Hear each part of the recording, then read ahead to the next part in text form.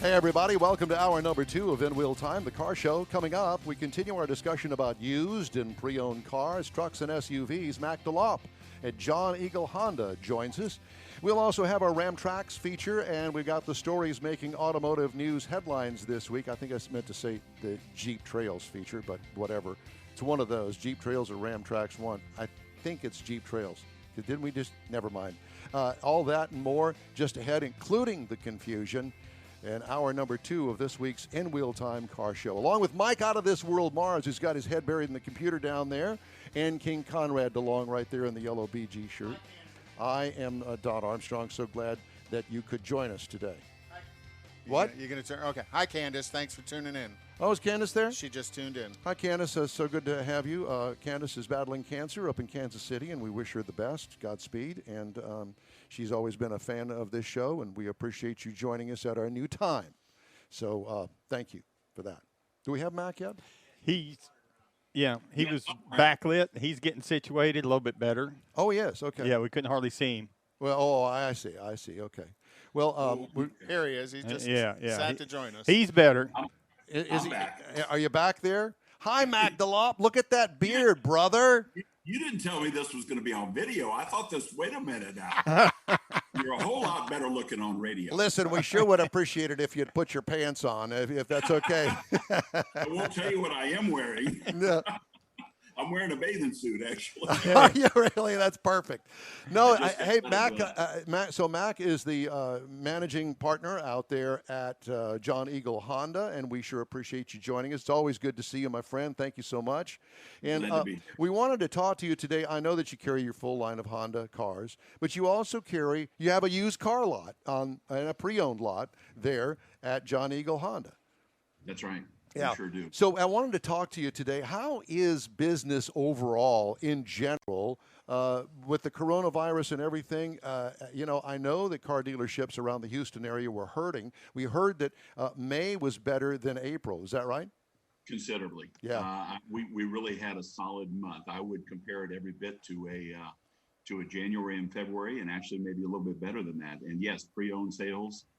Incredible, but it was solid on both sides. The only issue we're going to have, which I know you're familiar with, is going to be availability in the next few months. Yeah, because all the factories have pretty much shut down. I think that they're coming back now, but obviously there's going to be a lag time before you get those cars.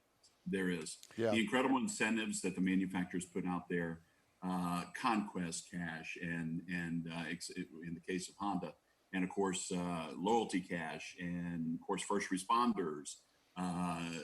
Payments, no payments for 90 days, low interest rates. I mean, there's so many things being offered out there by all the manufacturers, and it's really, really increased business. It was a super May, and I'm expecting the same in June and July. So let's turn to certified used and regular used cars, and let's talk about that. Do you get most of your certified used cars out of the returns off lease cars? Is that how that works? Three different ways, Don. We of course buy them at the Honda auction, which are typically lease turn-in cars. They're low mileage. We bring them in, we certify them. So that's our first source. Of course, trading cars that we certify. We can go back as far as 6 years and certify a Honda. And let's see, and just outright purchasing. So trades, auctions, outright purchasing, we're always looking to purchase Hondas. So there's a lot of different sources to get our certified Hondas. So in other words, I could bring my 79 Impala 4-door up there and you'd say, yeah, we'll take that. I'll certify it and buy it myself. That would be an awesome car. Yeah, it wouldn't be. Yeah, somebody surely would snap that right up, except for those huge rust holes in the back fenders. I wouldn't expect you to own anything like that. I know better. So we've been focusing on used and new cars today, and how much of your business there at the dealership is used and certified pre-owned? Compared to selling new, is it significant? In past years, it's been about 30 to 40% of our sales. Oh my! Today. Today, it's about 50 to 60%. Holy cow! I had no clue. I was waiting for you to say about 20%. At one point, when the virus first started, March and April, we were running neck and neck. It was literally as many used as there was brand new. So if we had 100 new out, we had 100 used out. It was remarkable how the used and most of our deliveries in March and April, Don, were in home. About 50, 60% we actually took out to the home and delivered. We would open up, our finance manager would open up a Zoom meeting like this, sit down with the customer as if he was right there. And it's changing the way we do business. Unquestionably, it's changing the way we do business. This was, although it's a horrible thing, the pandemic was horrible. It has taught us a lot about the auto industry and what customers truly want. So do you think some of this change is going to be beneficial going into the future because of the you can deliver and take care of a customer in the comfort of their own home? No doubt about it. No doubt about it. I don't know what percentage yet. We really don't have a feel for that. Everybody loves to feel, touch the cars, compare the cars. There's still going to be a lot of that. But, a Honda owner is a Honda owner, typically. I mean, I can't tell you exactly the percentages but it's really high. Loyalty factor is so high. So they already know they want a Honda Accord. They already know they want a Honda Pilot, a CRV, an HRV. They're pretty sure what model they want. And so it's a matter of picking out the features that they want. Well, and one of the things is everybody has a pretty high expectations of a Honda, and when you bring the vehicle to them, you deliver that because the cars are extremely consistency in quality to deliver what the customer expects. They are. They keep getting better year after year.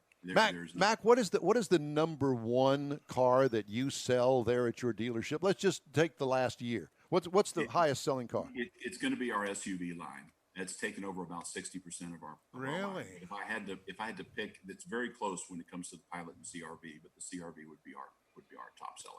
Yeah, I've got a neighbor that she's on her second Pilot, and it was delivered to her house, I guess last week.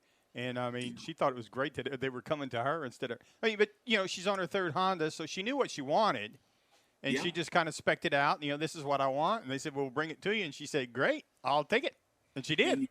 You would actually think it would be the younger generation taking advantage of that. And that's because of obviously everything speed and convenience and everything is so important to that consumer, but it's actually skewing a lot older than that. People, they want the convenience. They already know what they want. So it's a fairly simple transaction. And the fact that we can offer all of our finance products, if they want a vehicle service contract, if they want credit life, accident and health, or warranty, we don't force any of those on anybody, but we want to show them what a great opportunity is. I prefer a fully protected contract myself, gap insurance, everything.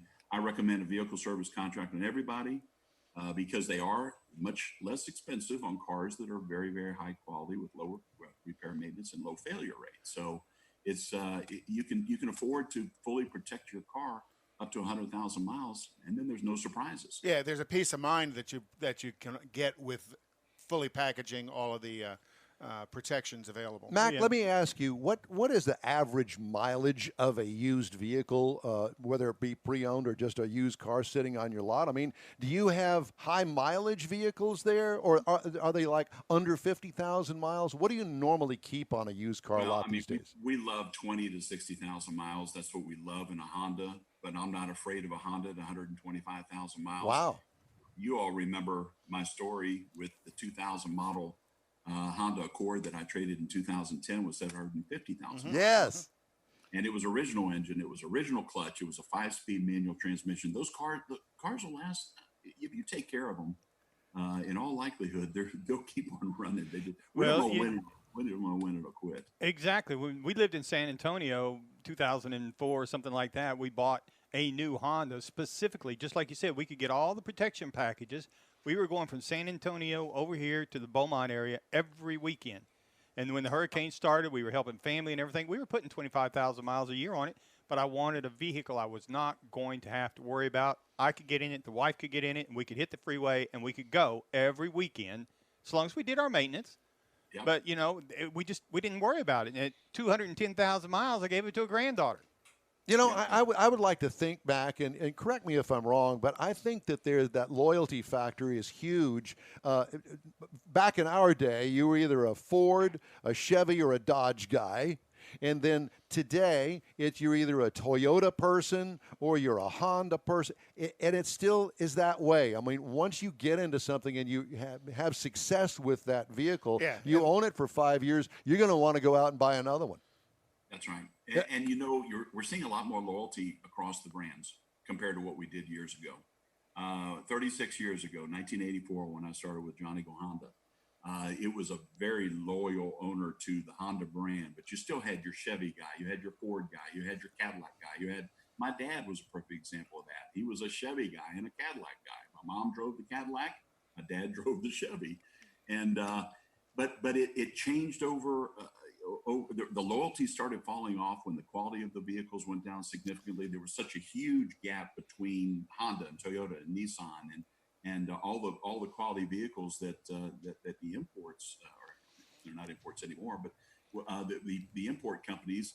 And so it went away for a while because of the quality. Now I think all that's back. There's no one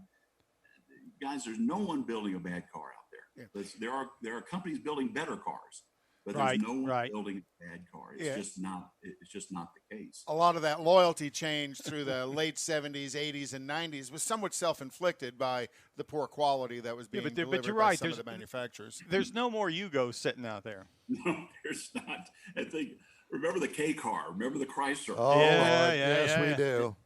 That probably turned more people away from the Chrysler brand and the Dodge brand than anything in this world. Everybody went, oh my gosh, when the door handles were falling off. And I mean, it was just, it was bad. Something else. Yeah, but it was a different time. And speaking of a different time, and I know that it's going to be a tough question for you to answer, and you might not even be able to answer it, but because we're in unprecedented times with the coronavirus. I've never seen anything like this in my entire life, and I know that none of us here have either, and as well as you, Mac. But what do you foresee? I know that you're in touch with all of the car dealers in town. What do you foresee with car dealerships, certified, pre-owned, used? What do you see? Is there going to be a change? Do you see some sort of direction that we're not able to see? The virtual dealership is going to be something we'll see. There is no question.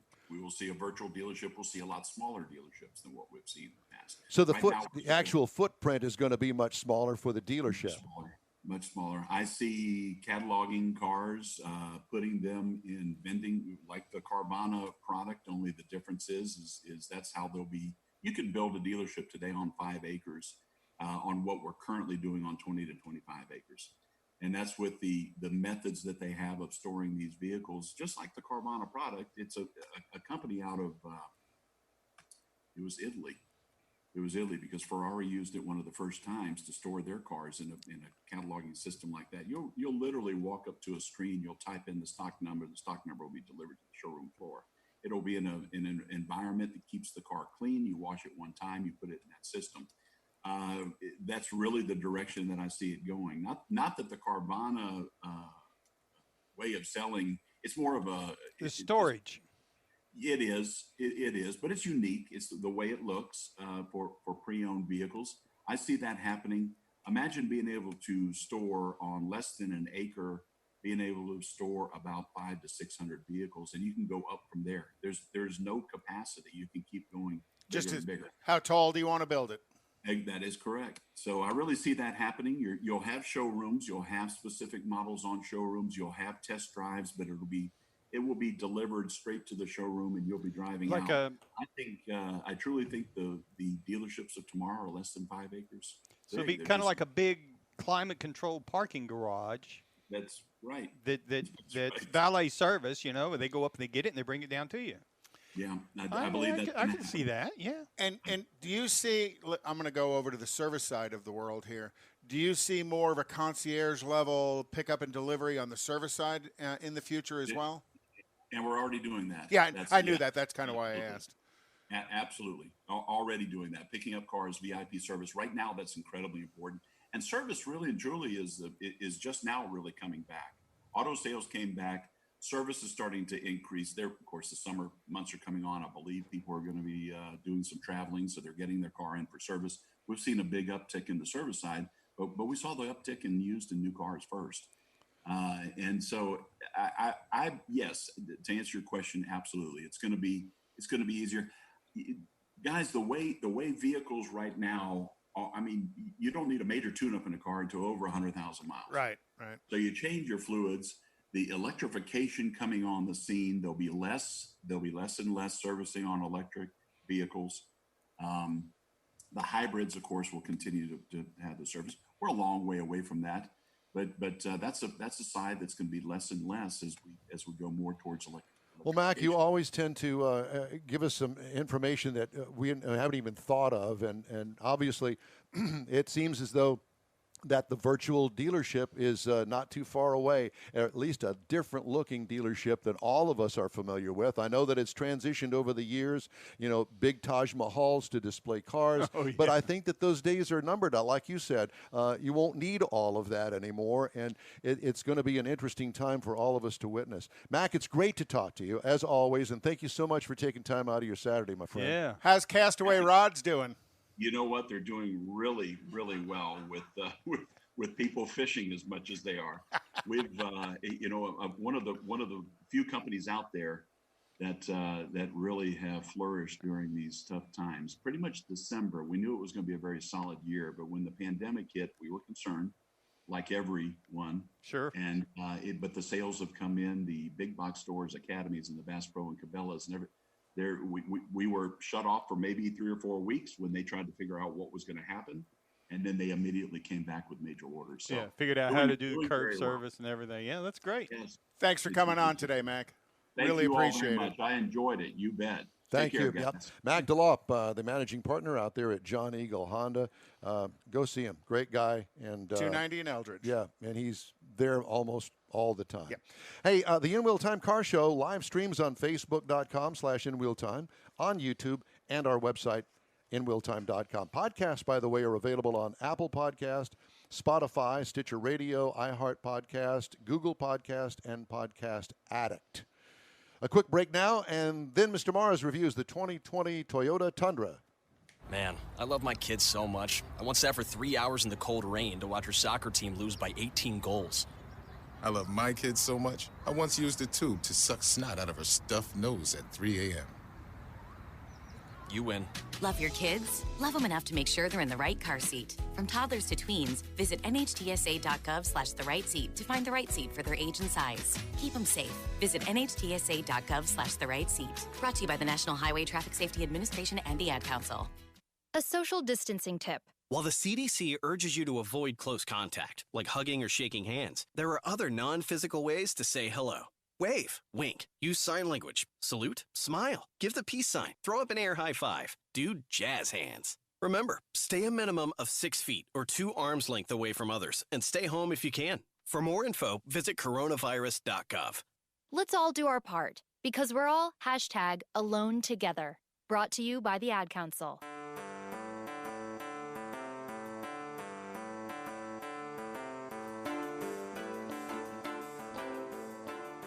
You know, I had all the intention in the world this week of being able to change out some of the music. I've got music selected. I've had it selected for quite some time because it's been a while since I've changed it out. I've got some new PSAs. I've got it all lined up. And something always comes up during the week, kind of like you, Mars. Yeah. You've taught me badly. And so I'm going to use everything else as the excuse as to why I have been neglectful in my music selections, but it's good. I like the Doors, so we're good. Please, the Doors. That's kind of like the Doors. Yeah, live band. By the way, speaking of live band, Mr. Zekin, our video and sales director over there, and music director, Well, don't go that far. No, not that. But he's going to have a big concert tonight down in Galveston. Mars doesn't know, but it was serious. What's the name? Where's it at, Jeffrey? At the Marina. The Marina Grill at the yacht in the yacht basin. So do you play yacht rock music? They're going to be below deck, Oh, playing God. below Okay. deck. All right. We got all of that. Rim shot there. Time now for this hour's car review, and Mr. Mars had an opportunity to drive the Toyota Tundra. Yes, I did. Now, I want to say that when we were in San Antonio, I had a need for a truck. Mine was in the shop, so I went down and rented one of these. My wife fell in love with it. Now, this is back in 2005, so they were a little bit different then. They've come a long ways since then, but she still is in love with the Tundra. 2005, and this is 2000. It's only 15 years ago. Yeah, but, I mean, she still, every time, I'm getting a Tundra next week, she wants in it. She wants to go for that ride. And what we had was the 1794 edition. Now, this is a Crew Max. That's the top of the line. Full size 4x4. It has a 5.5 foot bed on it. It's got a wide mouth grill up front that's unique to the 1794. It's a little different than the other ones. And another thing it's got is a 3-piece bumper system. A couple of the other OEMs have got that. So if you ding a corner or something, you don't have to replace the whole thing. You can replace the pieces of it across the front, which is pretty cool. And it's got the LED headlights, fog lights, daytime running lights. We had the moonroof. We had the TRD off-road package, which gave us some Bilstein shocks, skid plates, had tow hooks up front that kind of fit in with the off-road look. The 20-inch 6-spoke wheels are standard on the 1794, but we had the optional 18-inch 5-spoke alloy wheels. So they were a little bit smaller, and I really liked it a little bit better because I think it helped ride. Oh, really? It had a little more sidewall on the tires and stuff than those big 20s, and I kind of like the ride on that. But anyway, so you get into the inside of it. We had leather, of course, and it's all kind of up into that Western theme with that 1794. And if you're not familiar with it, that name comes from the ranch, the land that Toyota bought to build the factory on outside of San Antonio. So there's some historical significance there that they're really trying to pay tribute to. We had the front bucket seats that were heated. They were ventilated. You can get a bench seat in certain models, but, of course, not in the 1794 because it's too nice. And the back seat, the rear seat, is a 60/40 fold-up rear seat. So you can put a little bit of cargo back there. We had the 8-inch touchscreen there in the dash that handles the nav, the convenience controls, a really nice JBL 12-speaker audio system with a subwoofer and an amp. Jam into the Jimmy Buffett? Yeah, I'm telling you, it'll jam to anything you want. Now, up under the hood is a 5.7-liter V8, and that's a standard engine, 381 horsepower, 401 pound-feet of torque, backed by a 6-speed automatic. Now, this combination allows it will pull 10,200 pounds. So that's a lot of load that you can pull. In a half ton. In a half ton. Now, that's always been kind of the drawback about the Tundra is the fuel economy. She's thirsty. The EPA says you should be looking for about 13 on city, 17 out on the highway, combined 14. I got about 13 average for the week I had it. Did I not understand that Toyota is got a new engine coming?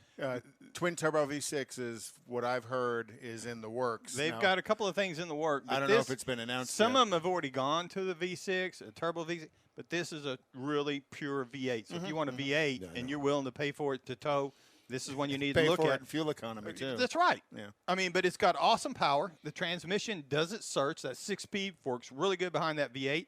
It's got a 430 gear in the rear end of it, though. Oh, that's how that's how it tows. Exactly. Is- That's is also by how gearing it gets 13 miles to the gallon. Yeah, but that's, you understand that because that's why you bought that truck. That's right. You're not And- going to buy this truck because you're going to be driving every day to San Now, Antonio this is not, from here. Yeah, exactly. That's not what you're looking for. And it does have a firm truck ride, but it's not overly harsh or anything. If you're looking for something to compare it to, then you're going to be able to look at the Ram 1500. It's going to start at about $32 to get the 4-door crew cab type. The Ford F-150 starts at $35,285 in the same configuration. Get into the GMC twins. The 1500 GMC Sierra is a $35,900 starting point. Now, you can get a base Toyota Tundra, $33,575 for a truck. Now, the base test vehicle we had, of course, 1794, like you say, top of the line, $51,675. And with a couple of the options, such as the moonroof and a few other things, MSRP as tested is $57,222. And that's right in the market, though. And try and go buy a used one. Yeah. See if you can find one out on the used market. People that own these trucks keep them. They like them, just like my wife likes it. So there's a lot to be said for loyalty that we've been talking about. So if you're looking at the half tons, there's another one to look at. Thank you, sir. It's In Wheel Time, America's most popular car talk show. We are all things automotive. 911, what's your emergency? God, there's a train that just hit a car. Sir, what is your location?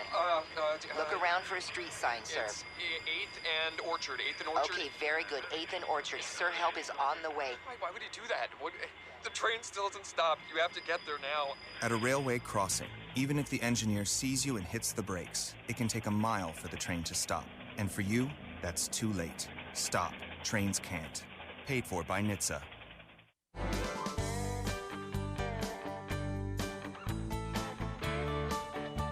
Yeah, baby.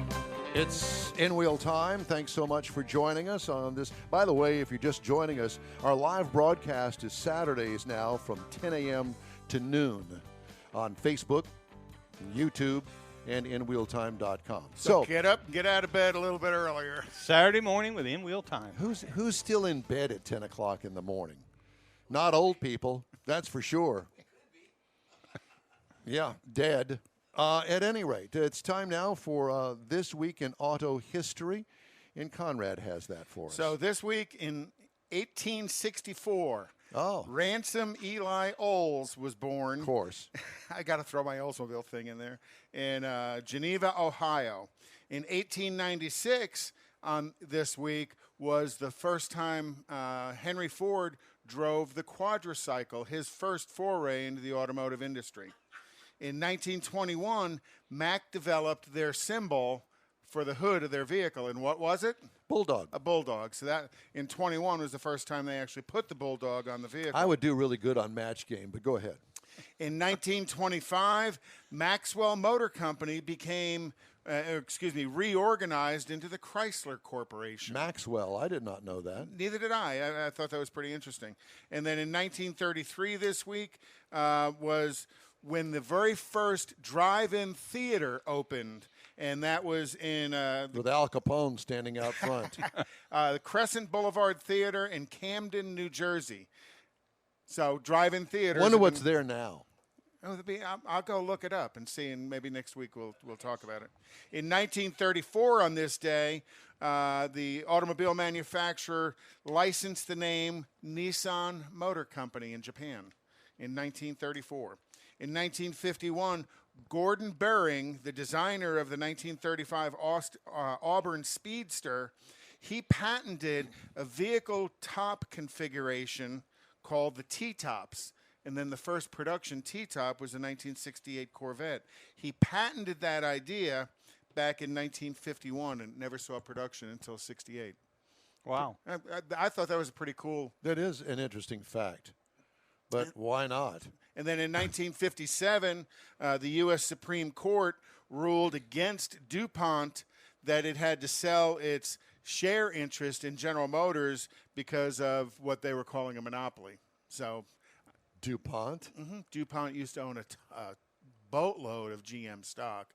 And the U.S. Supreme what did Court, DuPont make for automobiles? Paint. All kinds of chemical still make components paint? for like yeah, rubber. Yeah. Automotive paint? And then in 1959, and I am going to absolutely slaughter this name, but I'm sure Mac DeLaup can say it correctly. Kichiharo Kazuwa Tahima. You're Let me right. see it. You butchered it. But he's the executive vice president of American Honda, was named here in the United States in a small storefront office on Pico Boulevard in Los Angeles, California. And then also the second one from the bottom. And then in 1998, Consumer Reports called for the removal of Suzuki from selling their little Suzuki truck because of a tip-over hazard. Kihachiro Is that the Samurai? Kawashima. I got nowhere near that. I was going to say, not even close. I don't know. I'm just guessing. But, I always thought it was interesting that American Honda was founded in this. If you go look it up, this little bitty building in the suburbs of L.A. Okay. You want to do the events calendar in 30 seconds? In the events calendar is Bayou City Cup Car Show is next Saturday from 9 a.m. to 3 p.m., and that's going to be at Freddy's Steak Burger in Katy. And then also on the 13th is going to be the Texas Autobahn Forest Cruise into the Forest, which will be a lot of fun, and that's going to depart at 8:30 a.m. And then on the 20th is going to be the Father's Day weekend show at the Chambers Town Center, and that's the southeast corner in Baytown of I-10 and 146. Thank you, sir. If you're a member of a car, truck, or Jeep club, you can put your group in our in-wheel time Car Club Spotlight. Just email us the club's info and a contact name and number, and we'll take it from there. The email address is info@inwheeltime.com. We're back after a quick break.